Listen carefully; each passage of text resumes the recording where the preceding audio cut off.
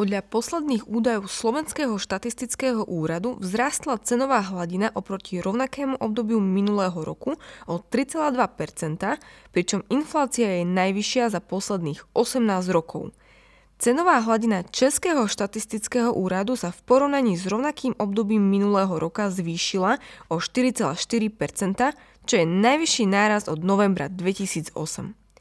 Mnoho ľudí teda pocítilo rast cien pri potravinách, ubytovaní, energiách, automobilov, stavebných materiáloch a ďalších produktoch či služieb.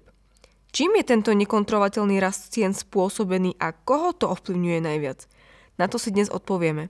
Vítajte na našom kanáli, dnešná téma je, čo spôsobuje zdražovanie cien a energií. Pokiaľ vás zaujímajú aktuality z dnešnej ekonomiky a všetko o drahých kovoch, zvážte odber nášho kanála, kde pravidelne publikujeme videá na tieto témy a vaša podpora nám pomáha produkovať ďalšie edukatívne videá. Znakom toho, že sa rast cien vymýka kontrole, je aj fakt, že čísla, ktoré štatistici namerali, znateľne prevyšujú odhady, ktoré centrálni bankári predpovedali vo svojich modeloch. Podľa Českej národnej banky je v súčasnosti inflácia na úrovni 9,9% a na Slovensku aktuálne dosahuje podľa NBS-ky 8,4%. Vzhľadom ku globálnemu vývoju sa dá predpokladať, že ten spôsobí ďalší tlak na rast inflácie v Slovenskej a Českej republike. Niektorí ekonomickí experti očakávajú infláciu až neuveriteľných 20%. Pokiaľ sa prvotne zameriame na samotné zdražovanie energií, tak je 6 hlavných dôvodov, prečo dochádza k tomuto javu. Prvým dôvodom je vplyv rastúcich cien na burze. Vzhľadom na to, že Slovenská republika nakupuje a predáva elektrínu na medzinárodných trhoch, kde sa cena prudko zvýšila, rast cien následne dopada na odberateľov a následne na spotrebiteľov. Nie je totiž možné na jednej strane draho nakúpiť a potom lacno predávať. Druhým dôvodom sú covidové následky. V momente, keď sa pozastavila priemyselná výroba po celom svete, ťažba uhlia a plynu bola značne obmedzená. Po následnom rozvoľnení sa však priemyselná výroba vrátila späť k vyššej spotrebe, čo spôsobilo, že sa energie stali nedostatkovým tovarom. Z čoho vyplýva, ak je nejaký zdroj či produkt nedostatkový, jeho cena rastie.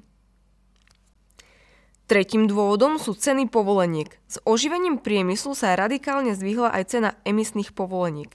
Jedna emisná povolenka oprávňuje elektráreň na vypustenie 1 tony oxidu uhličitého.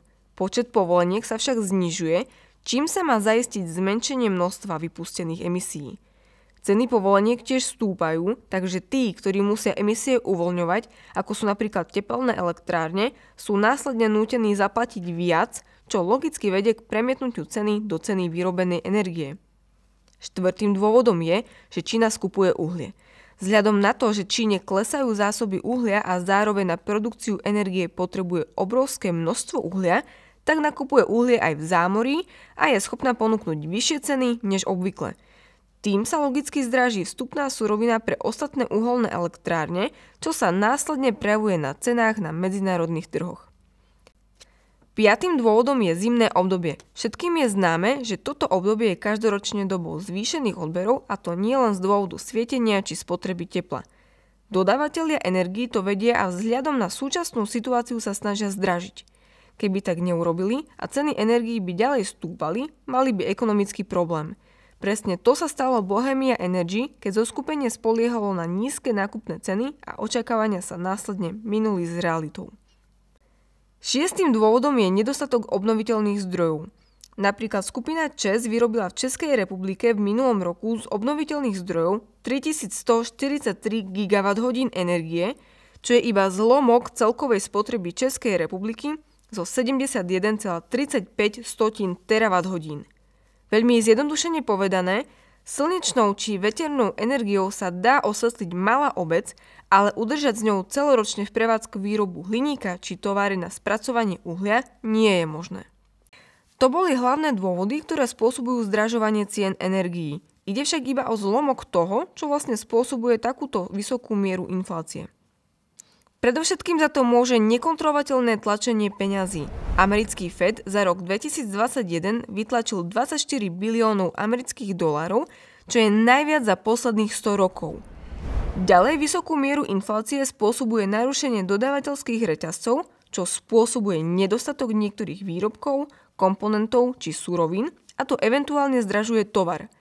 V neposlednom rade to je expanzívna fiškálna politika, kedy vláda počas krízy investovala do ekonomiky peniaze, aby zabrzdila pokles ekonomiky a zamedzila väčšiemu nárastu nezamestnanosti. Avšak treba podotknúť, že vysoká miera inflácie, ktorá spôsobuje zdražovanie cien, atakuje každého iným spôsobom. Stredná a vyššia stredná trieda bude zrejme riešiť problém tam, kde dochádza k najväčšiemu nárastu cien, teda u nehnuteľností, kde došlo o zdraženie stavebných materiálov, ktoré sa v niektorých prípadoch pohybuje v desiatkách až stovkách percent. Súčasne sa bude riešiť, ako ochrániť finančné rezervy pred totálnym znehodnotením a tak hľadať vhodné investície a uchovávateľov hodnoty. Naopak, vysokú mieru inflácie môžu oceniť tí, ktorí si stihli vziať hypotéku v nedávnej minulosti, pretože peniaze, ktoré splácajú, budú mať nižšiu hodnotu než peniaze, ktoré si pôvodne požičali. Na druhú stranu veľmi negatívne pocítia vplyv tí, ktorí tak urobiť nestihli a stavať alebo kupovať nehnuteľnosť majú ešte len v pláne. Je možné, že niektorí budú musieť svoj úmysel prehodnotiť alebo aspoň odložiť.